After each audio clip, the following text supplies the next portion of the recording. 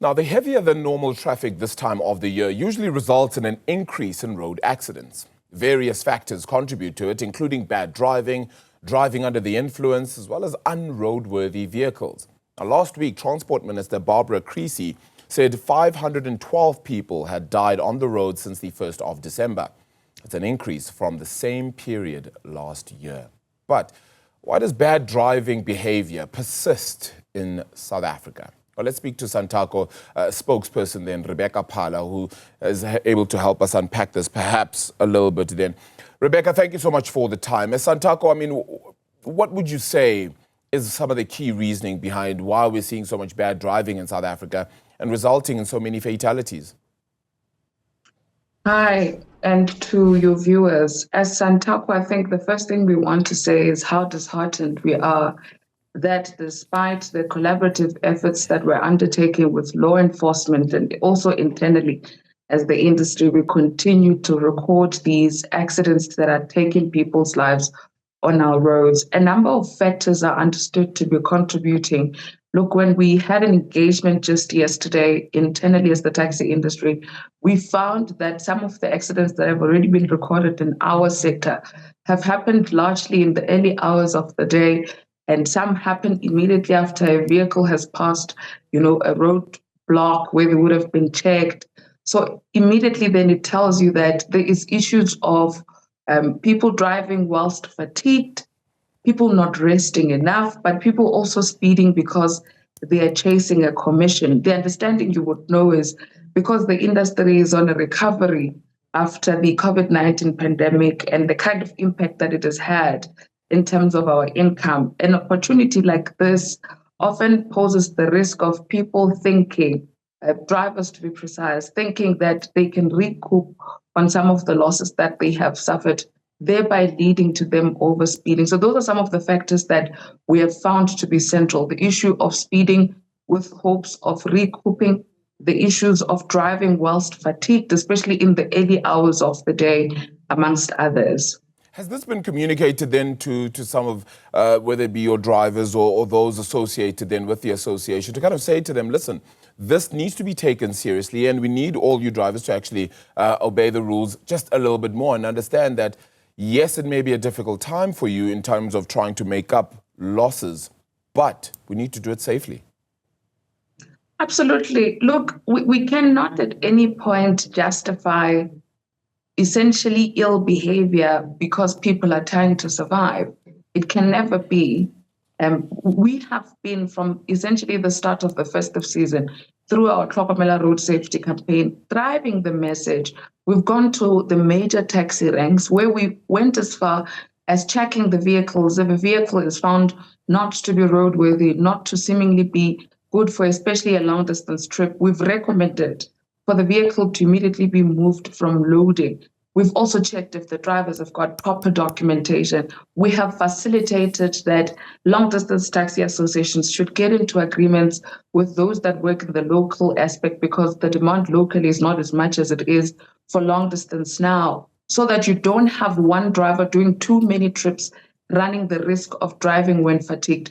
The messaging still does go out. We've been sending it out a lot more this week. We were sending communication internally even yesterday, but we also want to use a platform like this because we know that our viewers, most of them are role players in the industry, as well as community members, to say we cannot afford to lose any more lives. We can't afford to be speeding. If you think that you are exhausted, please rest. And to the commuters that could be in a vehicle where a driver says, I would like to take a nap, if you will, if they could please also be patient with them and understand that it is essentially a preservation of their lives. We cannot afford to lose any more lives. We just want to again reiterate that speed kills. It has been proven. We've already recorded just around 9 fatalities that involve the minibus taxi industry. We cannot afford to be recording more, especially because our vehicles have a lot of people. And when you've got an accident being recorded, even if it's just one, it's one too many because too many people are losing their lives. So we are continuing to send the messaging. The leadership has also identified the Eastern Cape province as one of the hot spots where we've been receiving a lot of alerts of our cars getting into accidents, but also bad driving being seen in that respect. The first deputy president of SANTACO is scheduled to go there just towards the end of this week to engage with everyone from the leadership of the taxi industry, our taxi drivers, and traditional leadership, because you would know that it is quite a busy period in the Eastern Cape around this time with the initiation schools and things of that. So there'll be a lot of movement that will again require public transportation.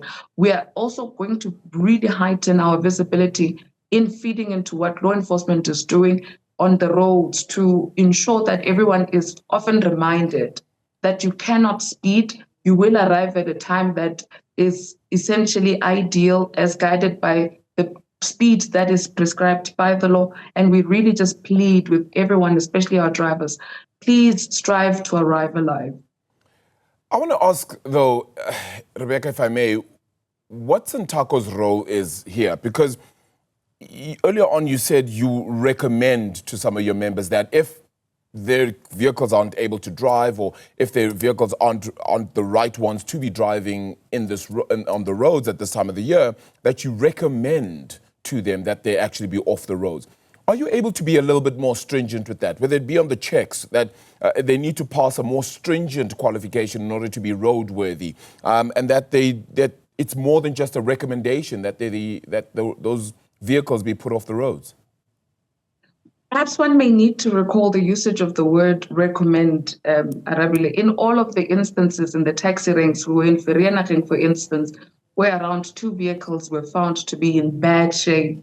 The immediate decision that was taken with the leadership of that particular taxi association there was that that vehicle cannot load.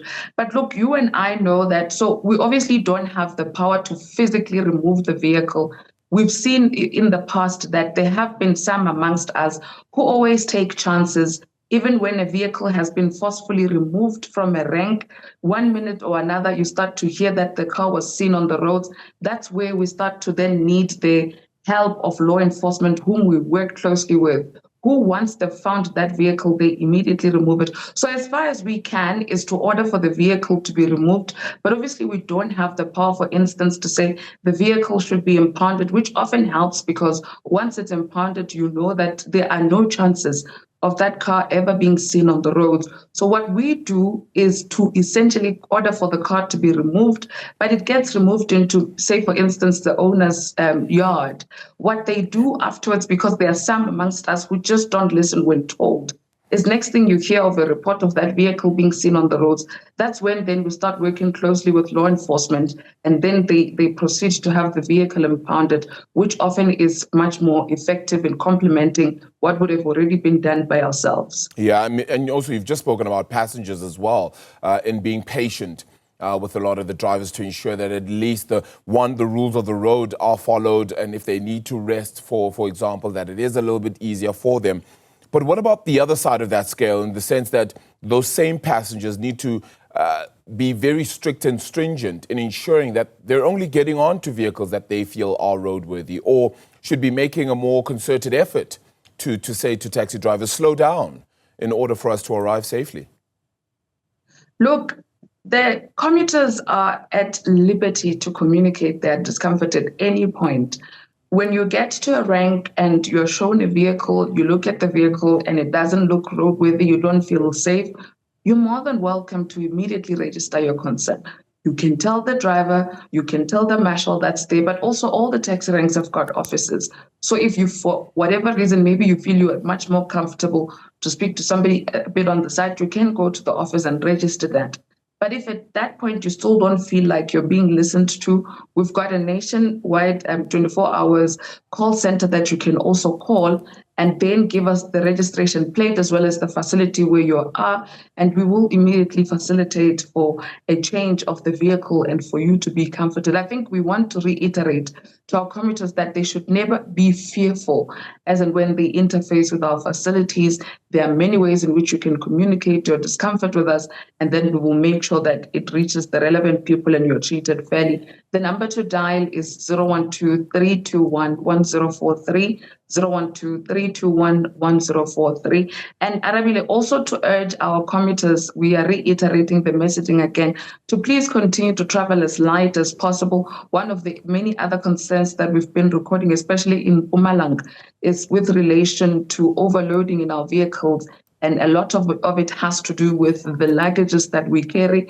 And if a trailer is to be brought forth, it may come at an additional cost. And we know that majority of the people who use our services cannot afford to pay any more than they already are.